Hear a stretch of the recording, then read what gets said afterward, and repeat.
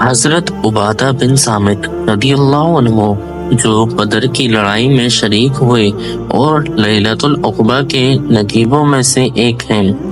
سے روایت ہے کہ رسول اللہ عز و جل و صلی اللہ تعالی علیہ وآلہ وسلم نے اس حال میں جبکہ آپ کے گرد صحابہ کی ایک جماعت تھی، یہ فرمایا کہ تم لوگ مجھ سے بیعت کرو، ان باتوں پر اللہ کے ساتھ کسی کو شریک نہ ٹھہراؤ گے،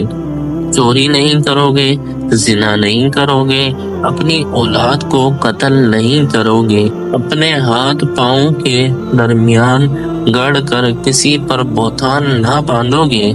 کسی شرعی حکم میں نافرمانی نہیں کرو گے، تو جو اس عہد و پیمان کو پورا کرے گا اس کا اجر اللہ تعالی کے ذمے ہے، اور جو ان گناہوں میں سے کچھ کر بیٹھے اور اس کو دنیا میں اس کی سزا مل جائے تو یہ اس کے لیے کفارہ ہے، اور جس نے ان گناہوں میں سے کسی گناہ کو کر لیا اور اللہ تعالیٰ نے اس کے